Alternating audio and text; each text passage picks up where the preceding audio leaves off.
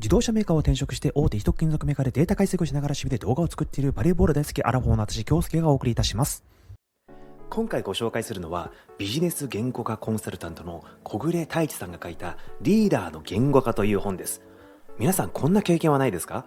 上司から君にはこの仕事を任せたいと言われた後、わかりましたって言って仕事を始めたのは良かったんですけど、それから全くフォローなし。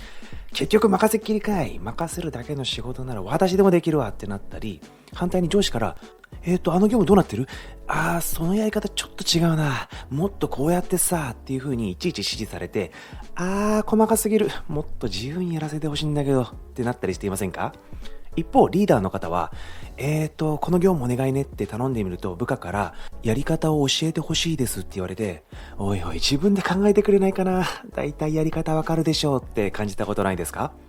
コロナ後からリモートワークが増えて、前よりも顔を合わせる機会が減っている会社も多いと思います。先輩の背中を見て学べなんてやり方はどんどん難しくなってきてますよね。だからこそ言語化することがますます大切になってきてるんですね。特にこれからリーダーになる方は言語化スキルを身につけておかないとメンバーが全然動いてくれなくてプロジェクトが全く進まないなんてことになりかねないんですよ。言語化が大切っていうのはわかるんだけど、具体的に何すればいいのよって思いますよね。そんな疑問に答えてくれるのがこのリーダーの言語化です。この本をご説明するためにもう一人ご紹介したいと思います。最近リーダーになった菊池さんです。よろしくお願いいたします。はい、本日はよろしくお願いいたします。それではご覧ください。京介さん、メンバーが全然自分たちで動いてくれないんです。目標を設定するだけではダメなんですか？はい、目標を設定するのはすごい大事なんですけど、それだけではメンバーは動かないことが多いんですよ。例えば一緒に食生活に気をつけてくださいと言われても、具体的に何をすればいいのっていうのと同じなんですよね。なるほど。では、どうすればいいんでしょ目標だけじゃなくて、そこに向かうアクションプランをセットで提示することが大事なんですね。例えば、売り上げを上げようというだけじゃなくて、売り上げを上げるために、まずは課題のリストを作成して、次に具体的なアプローチを検討していこうと、具体的な行動を示すことが必要なんですよ。う？でも、具体的な行動のためのアクションプランを示しても、計画通りにいかないこともありますよね。そうなんですよね。どんなに綿密な計画を立てても、実際に動き出すと想定外の問題が出てきちゃうことってありますよね。そんな時こそリーダーが適切に対応できるかが重要になってくるんですよ。なるほど。計画が崩れた時にどう対処するかもリーダーの役割なんですね。その通りなんです。そこで役に立つのがメンバーに適切なアクションを促すための3つのポイントです。それはやるべきことを言葉にする、やらないことを言葉にする、間違った行動を軌道修正するということです。やるべきこととやらないことですか？はい。例えば、プロジェクトが停滞しているときに、進めておいてくださいではなくて、このタスクをこの順番で進めていきましょうと指示するのが、やるべきことです。逆に、やる意味がない作業を続けているなら、その作業はもう不要なのでやめましょうと伝えるのが、やらないことです。確かに目的がはっきりしないとメンバーも迷いますよね。でも、やらないことを伝えるのは難しい気がします。みんなその仕事が必要だと思ってやってるのに、やらないでいいと言われたら、モチベーションが下がってしまうんじゃないでしょうか。菊池さんはみんなの気持ちを汲み取ってるんですね。それも大切なんですけど、そこはですね、リーダーがしっかり判断しないといけないんですよ。誰にどんな影響を与えるのか、業績にどう関わるのかっていうのを考えれば、本当に必要な作業と、そうではない作業っていうのが見えてきますよね。なるほど。タスクを整理するのもリーダーの仕事なんですね。そうなんですよ。そして、もしメンバーが間違った方向に進んでしまったら、すぐにですね、軌道修正をすることが大事なんです。その方向ではなく、こういう方向で進めましょうと、具体的に伝えることで、メンバーは正しい道に戻ることができるんですよね。なるほど。目標だけではなくて、どう進むかの道筋を示すのも大事なんですね。そうなんです。このリーダーが適切な指示を出して、適宜ですね、フォローしながら軌道修正をしていくことで、メンバーはより自律的に動けるようになるんですよ。これができれば結果的に、この組織全体の生産性も向上しますよね。そういえば、指示を出しても、メンバーによって解釈がバラバラになることがあるんですよ。この前だって、報告用の資料を作っておいてって言ったのに、全然完成度が高くない資料を作ってきたんですよ。それは困りましたね。でも、もしかしたらそれは、菊池さんの指示が曖昧だったかもしれませんよ。私たちが思ってる以上にこの解釈の仕方っていうのは人それぞれなんですよね。そこで〇〇が〇〇できるようにと具体的に伝えた方がいいんですよ。例えばどのように伝えればいいんでしょそうですね。例えばこの資料は営業部がクライアントへのプレゼンで使用するので視覚的にわかりやすく説得力のあるデータを盛り込んでください。またページ数は3枚程度にまとめて要点が一目でわかるように工夫してくださいとか、こんな風に伝えれば、メンバーはどのような体裁で、どのレベル感で仕上げるべきかってわかりやすくなりますよね。う？確かに、具体的な指示をすれば方向性がぶれなくなりますね。そうなんです。こういうリーダーの問いかけ方次第で、このメンバーの動きっていうのが変わってくるんですよ。また、メンバーによっては理解がですね、浅い場合もありますよね。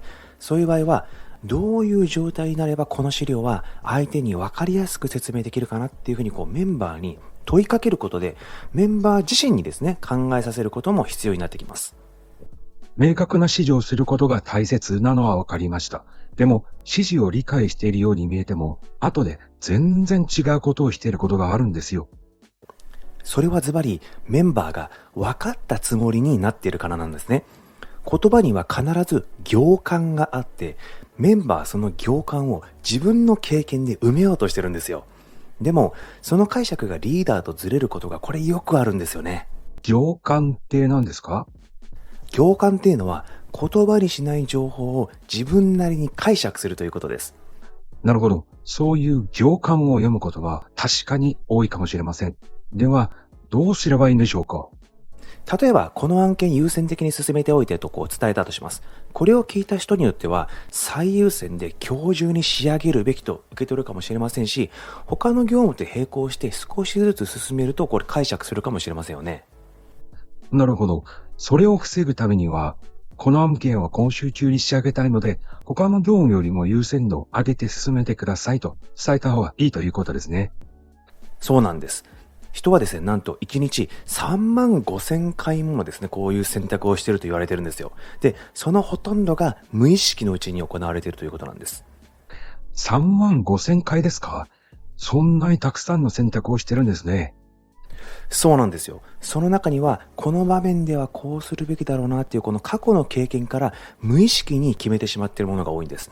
例えば、とりあえず一杯目はみんなビールだろうとか、資格の勉強をするためにはとりあえず参考書を買うとか、そういう思い込みってないですか？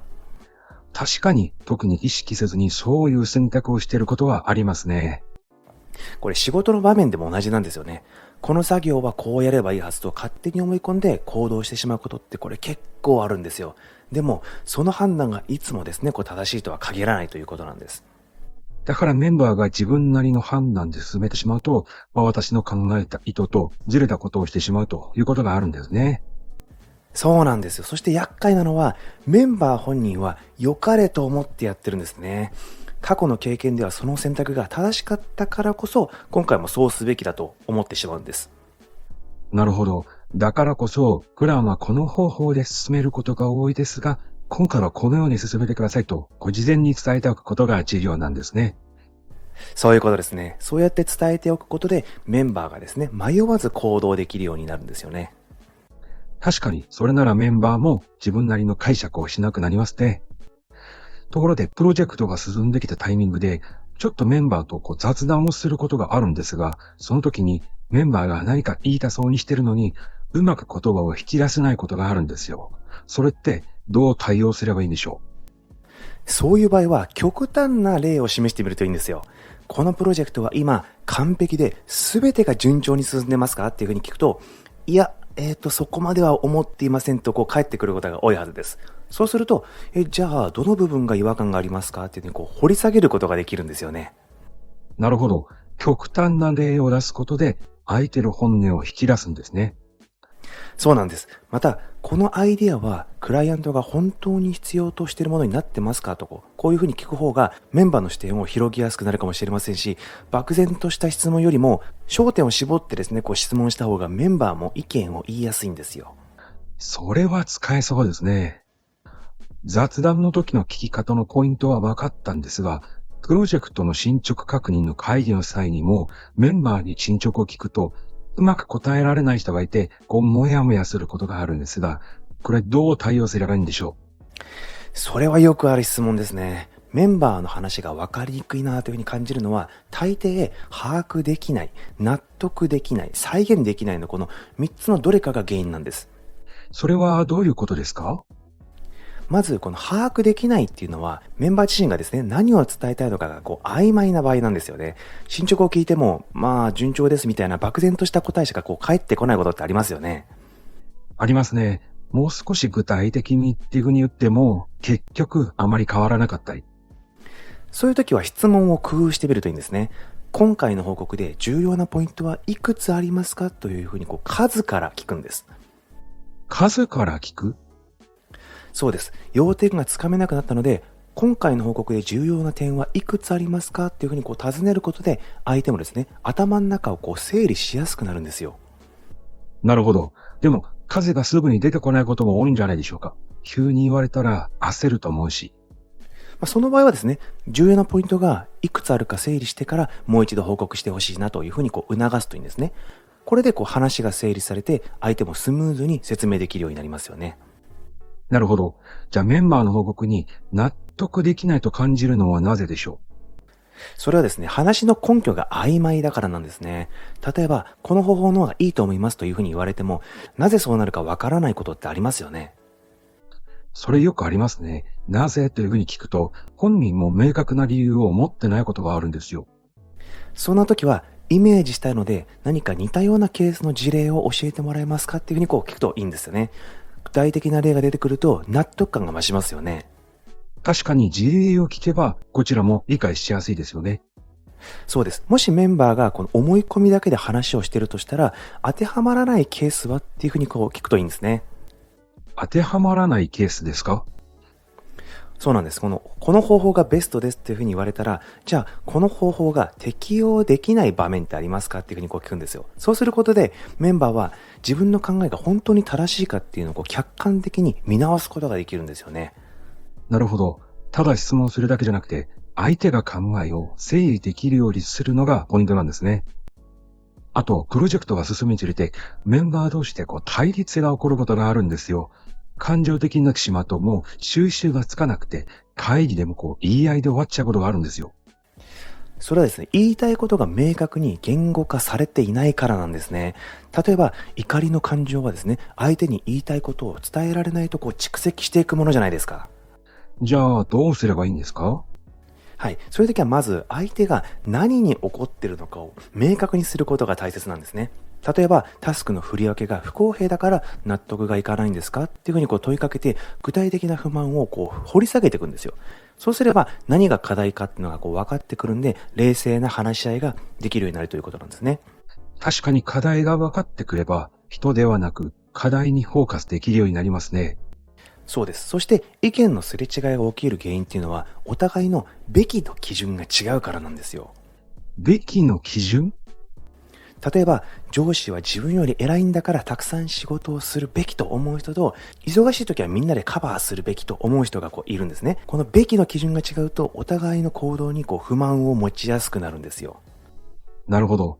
まずはそれぞれのべきの違いを整理して、共通の基準を見つけることが大事なんですね。そういうことです。京介さん、今日の話を聞いて、リーダーとして言葉の使い方がどれだけ重要か実感しました。そうですね。リーダーはただ指示を出すだけじゃなくて、メンバーが本当に理解して行動できるように言葉を使うことが求められるんですよね。頑張ってください。ありがとうございます。早速実践しています。はい、いかがでしたでしょうか。最後に私なりの感想を簡単に説明していきますね。私的にこの本を読んで一番面白いと思ったのは、行間を自分の経験で埋めてしまうというところでしたね。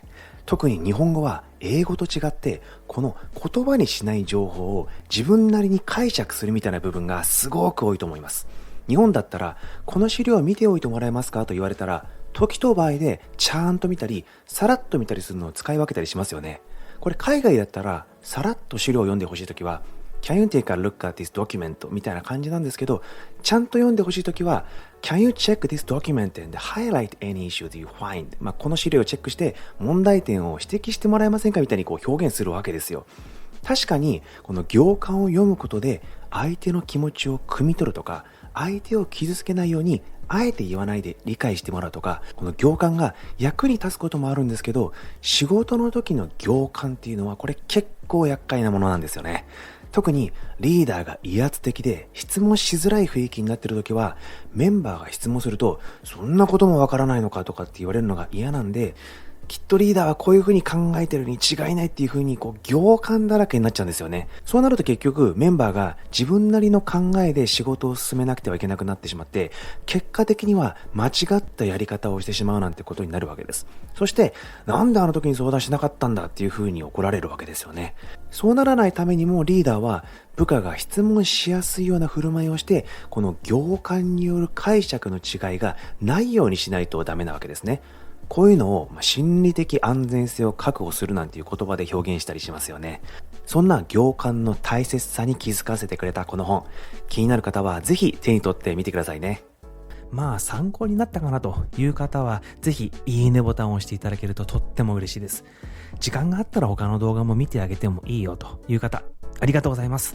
チャンネル登録をしていただけると最新の動画をお見逃しなく楽しんでいただけるかと思います。それではまた会いましょう。